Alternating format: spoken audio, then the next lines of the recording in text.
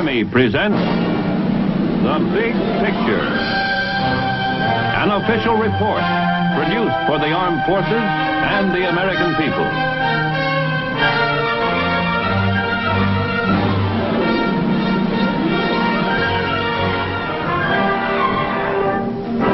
To most Americans, the very symbol of government is the Capitol building in Washington, where the machinery of democracy works its wonders. Almost in its shadow is another building which symbolizes just as strongly one of the indispensable freedoms in our democracy, the National Press Building. It is no accident of history that the American people are the best informed in the world. From the very beginning of the American experiment, it has been recognized that only with a free and unshackled press can democracy survive.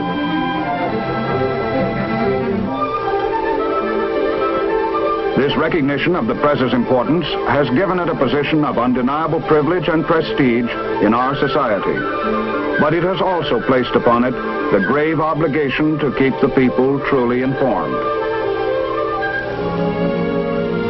Nowhere is this obligation more certainly recognized. Nowhere is the responsibility more keenly felt than in the National Press Building. Its distinguished tenants have behind them a breadth of knowledge of our national life exceeded by no other group, a knowledge of the intricacies of the American scene in all its locations.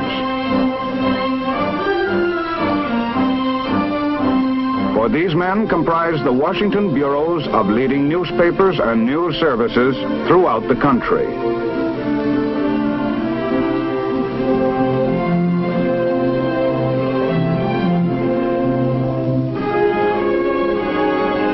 And for their readers in all parts of the nation, they record day-by-day history as it is made at the seat of government. The tradition of a responsible and professional press is heavy in this building, where the proudest trophies are the press plates of memorable front pages.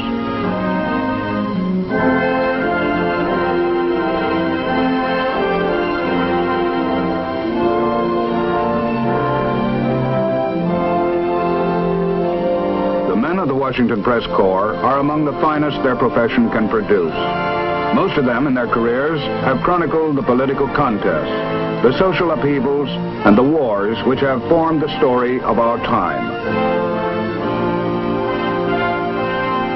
One of the most respected members of the Washington Press Club is its president, Mr. William Lawrence of the New York Times Washington Bureau. He is here shown introducing General Maxwell D. Taylor to the National Press Club on the occasion of General Taylor's retirement as Chief of Staff of the United States Army.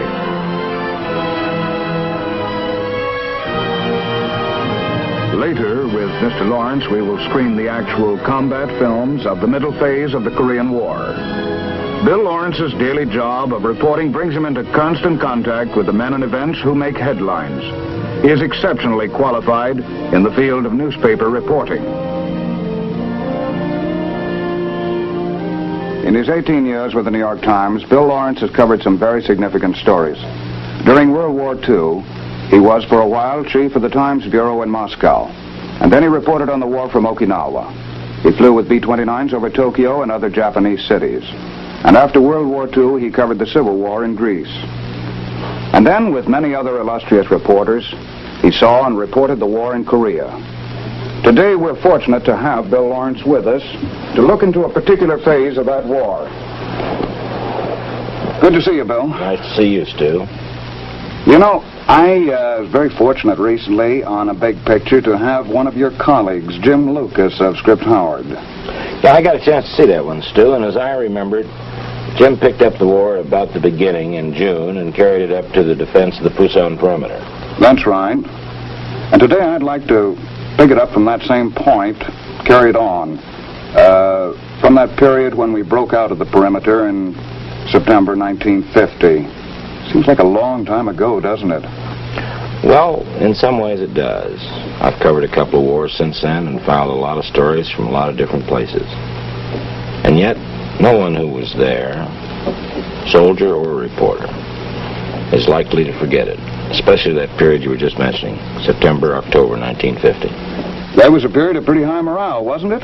Oh, very high. You see, first there'd been the retreat, and then that holding operation along the Nakdong, and then finally we were able to go on an offensive That was smashing the North Korean army. That's right. Bill, you're the kind of a reporter that calls the shots as he sees them. Your record speaks for itself. A very accurate one. I have a book of clippings of stories that you filed during the Korean War. And I'd like to read a sentence from one of them. Shoot. You wrote it in late August 1950.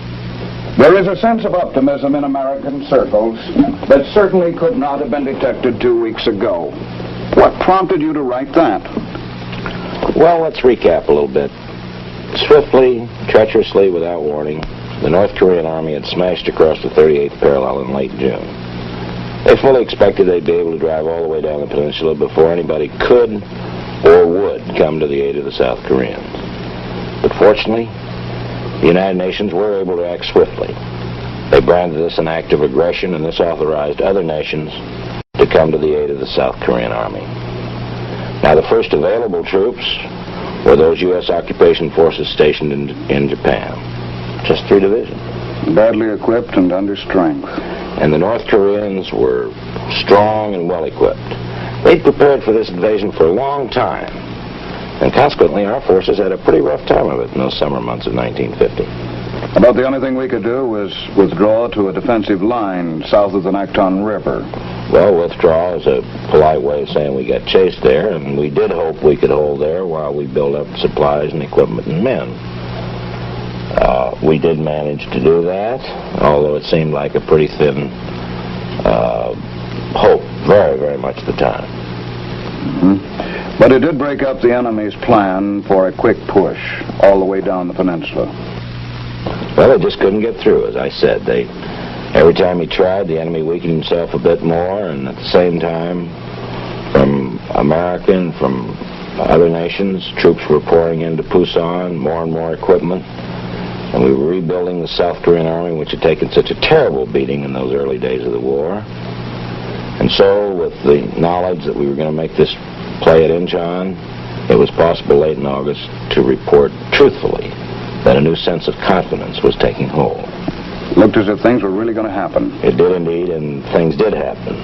More swiftly and on a grander scale than anybody could have dreamed the day I wrote that story. On September 15th, 1950, the UN forces take the offensive.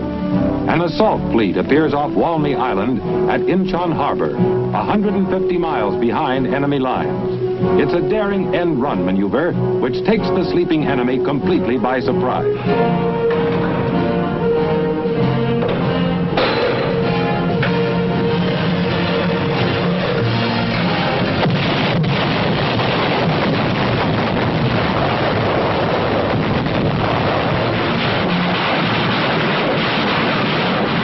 At 0630 hours, the Marines begin the assault.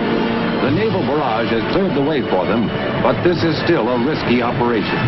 Headquarters must gamble on the first try being good. Incheon's violent 30-foot tides leave no time for a second attempt. We had orders to neutralize resistance and do it fast. Dig them out and cover up the holes.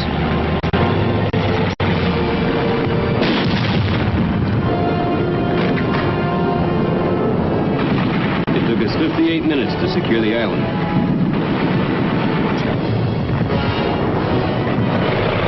With the next tide, more Marines move into the streets of Incheon itself. They meet little resistance, and within hours the city is secure. The big gamble has paid off. With the surrender of Incheon's modern harbor, the back door to Seoul is opened wide. Simultaneously in the south, the reinforced 8th Army breaks out of its Pusan stronghold, splitting the encircling Red forces as it thrusts across the Nakdong River to begin its drive northward. Incheon, the 7th Infantry Division swarms ashore to strengthen the UN foothold in the north. Thousands of enemy troops are being trapped in the southwest as the Pusan spearhead races north to join up with Incheon forces. On the way to Seoul, we took a good many prisoners, too. But they didn't come easy.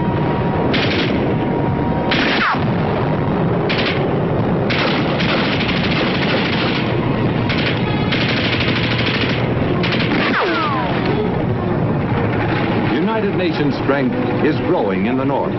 Men and machines, first hundreds, then thousands, flow inland from the sea to join the attack toward Seoul. With each step, however, they meet stiffening resistance as the retreating enemy consolidates his forces.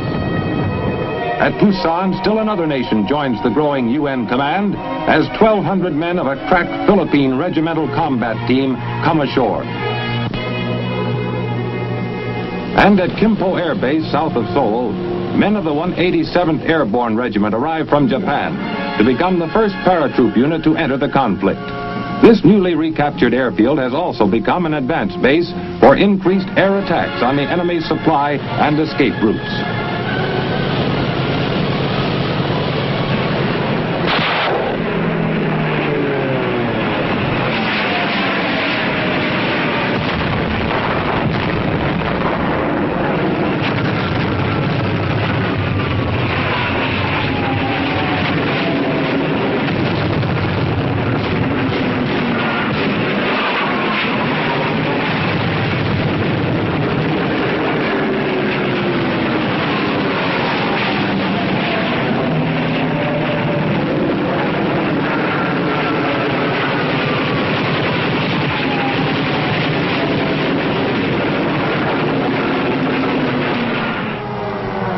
As the spearhead from Busan gathers momentum, columns of transport barrel northward against a disheartened enemy.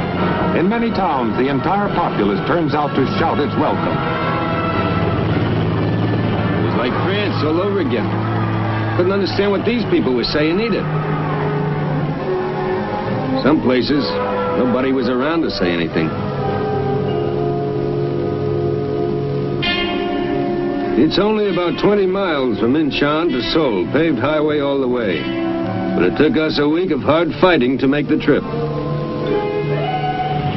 Finally, though, our amphibious gear, crammed full of rock and American Marines, started massing up at the Han River across from Seoul. It was time to retake the city. The softening up process got underway.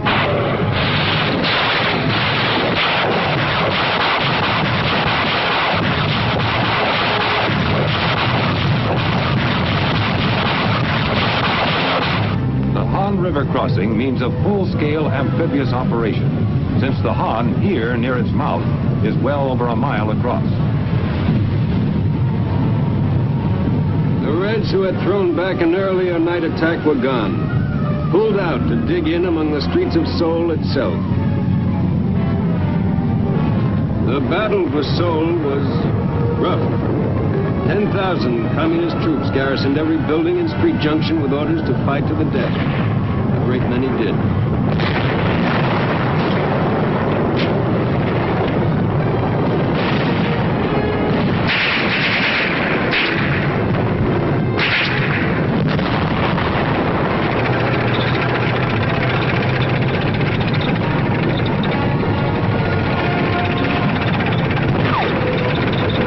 The shattered city is retaken September 26th. During the battle for Seoul, the trap is closing swiftly about Red forces in the southwest.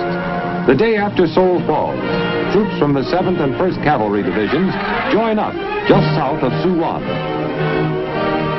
2 days later, in the battered Capitol building, special ceremonies are held as General MacArthur officially returns the city to Syngman Rhee, President of the Republic of Korea. Now begins a tragic homecoming for the thousands who had fled the city only 3 months before.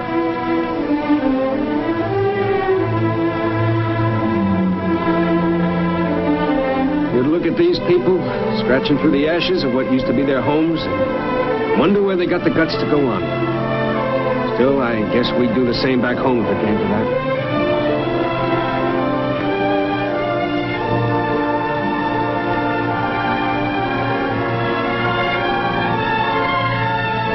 As life begins to take root again in Seoul, the UN advance in the eastern sector goes on. On September 30th, ROK forces reach the 38th parallel. They cross it the following day. One old guy couldn't keep it straight who was who. Turned out to meet the ROK Army with North Korean flags.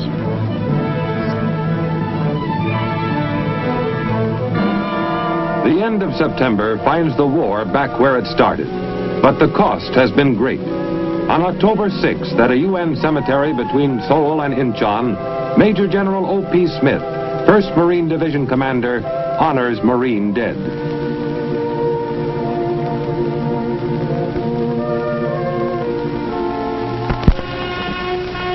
Representing the Army is Major General David Barr, 7th Division Commander.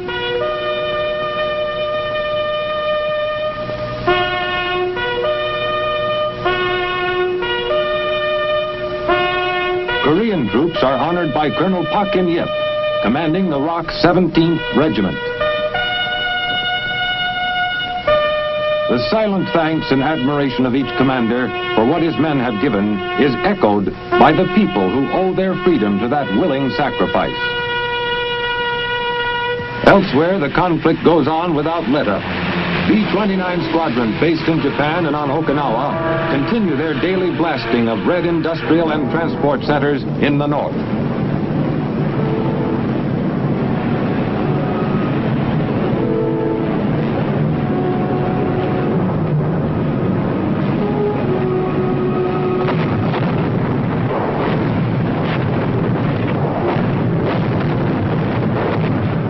For us, it was a funny situation. A commuter's war, somebody called it. You'd eat breakfast with your wife and kids, spend the day over some rail center or factory or harbor, and head back home to sleep in your own bed at night. Funny situation.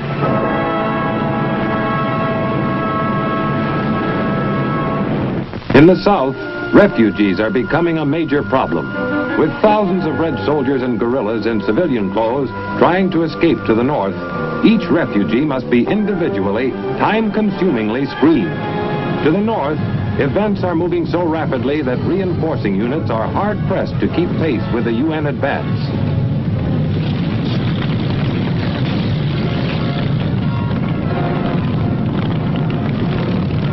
On October 9th, Kaesong is taken. This surrender frees the last South Korean city held by the Reds. Then on the east coast, Wonsan. Just 2 days after the fall of Kaesong, ROK 3rd Division troops seized the port of Wonsan, having marched 287 miles in 20 days to get there. They met little resistance.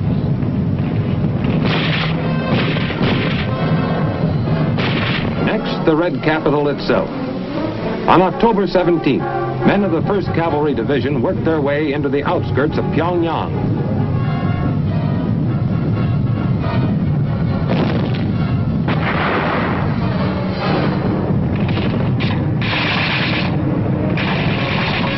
In less than 24 hours, the North Korean capital is in the United Nations' hands.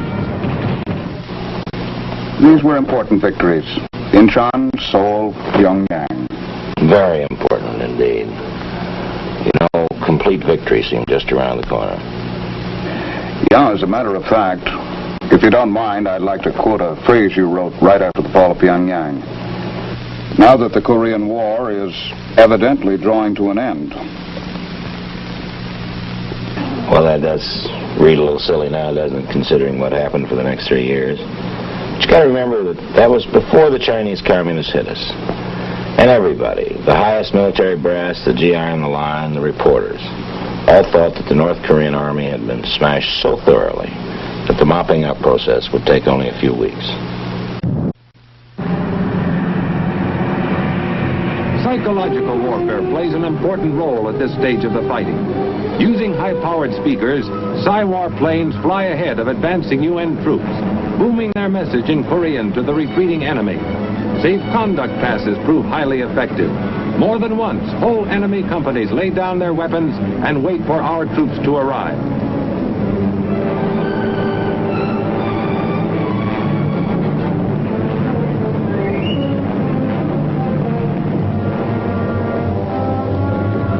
After Pyongyang falls, our first combat airdrop in Korea gets underway in an attempt to cut off retreating Red forces north of Pyongyang.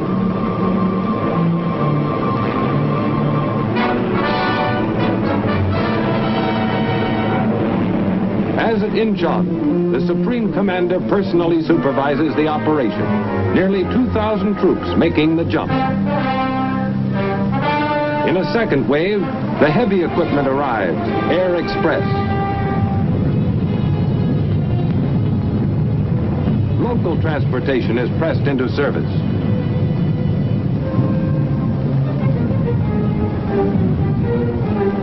Next day, 1,800 reinforcements jump, but the enemy has already fled northward. In the east, ROC forces continue their headlong charge north from Wonsan to take Hungnam. Meantime, a Navy task force is waiting off Wonsan. 3,000 enemy mines had to be cleared from beach approaches before the Marine Force could come ashore. It was a delay, but we could afford it. The rocks had made us a welcome present, a beach with no enemy guns on it. The whole division came ashore with nothing worse than a few wet feet. The mission now is to press this advantage, continue the attack toward the Yalu. Swiftly, the Marine Force moves in on red-held villages and towns.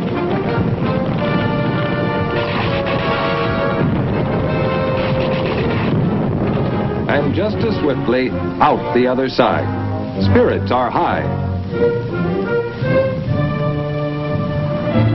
3 days later, and more than 100 miles closer to the Yalu, the 7th Division makes its landing at Yuan. Ships of every description swarm into shallow water to disgorge 7,000 men and their machines. Their only opposition, the deep loose sand of Yuan's beaches.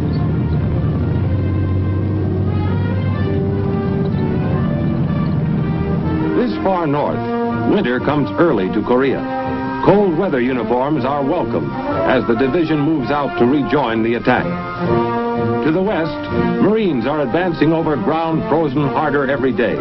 News of their approach runs ahead of them as village after village is liberated. North Koreans meet freely, and the Christians among them pray openly for the first time since 1945.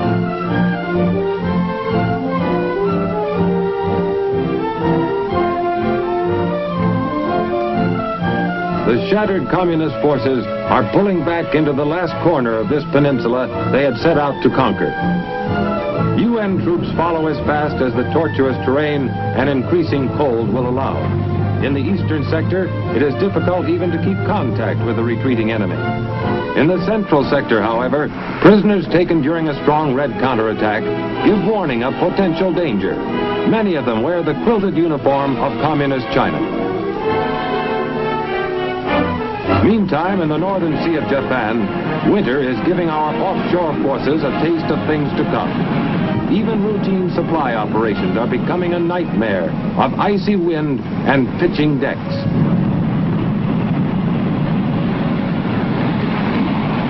We kept our aircraft warmed and ready to take off the minute the weather lifted.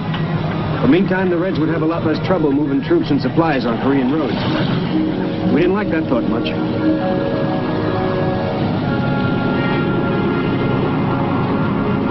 Ashore, the Chinese forces have pulled back, leaving a clear road to the Yalu. The village of Haisanjin huddles against the banks of the Yalu across from Manchuria. Here, men of the 7th Division set up their outposts. It seems a sorry spot to spend Thanksgiving Eve.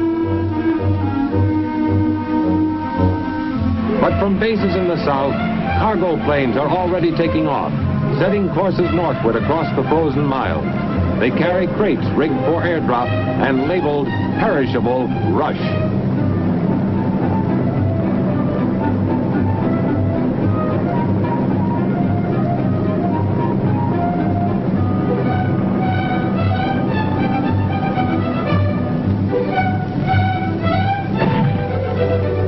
Turkey and the trimmings, courtesy of the U.S. Air Force. All over Korea, mess kits overflow with steaming potatoes, giblet gravy, cranberry sauce, the works. Along the Yalu, everything is quiet. Every man, no matter what his duty for the day, shares in the traditional feast of gratitude.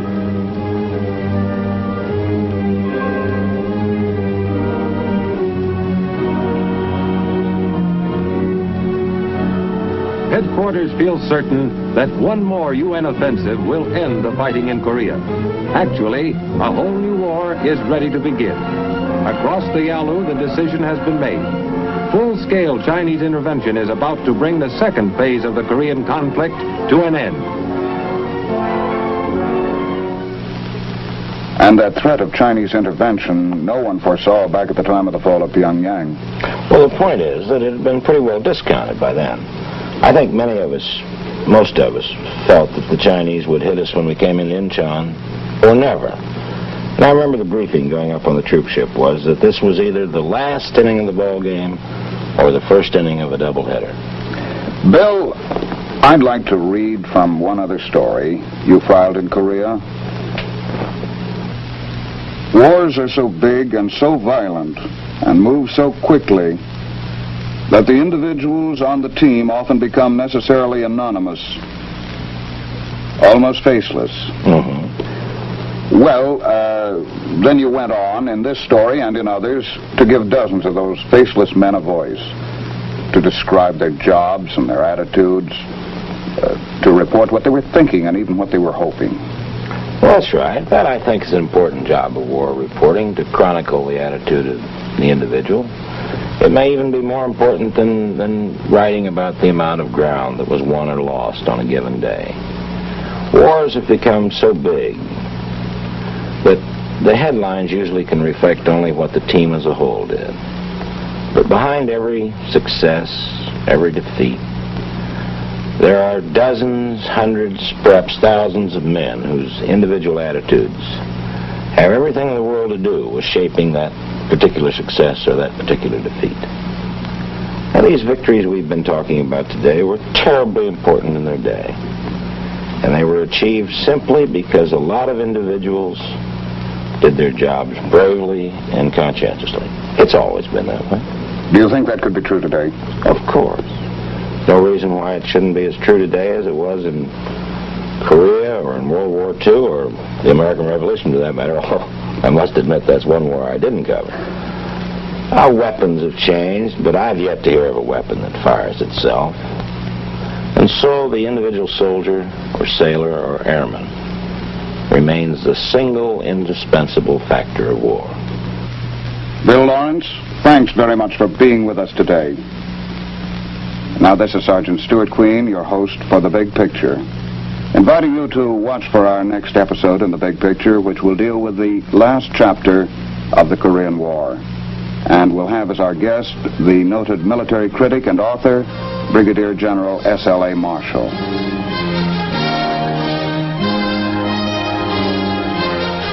The Big Picture is an official report for the armed forces and the American people. Produced by the Army Pictorial Center. Presented by the Department of the Army in cooperation with this station.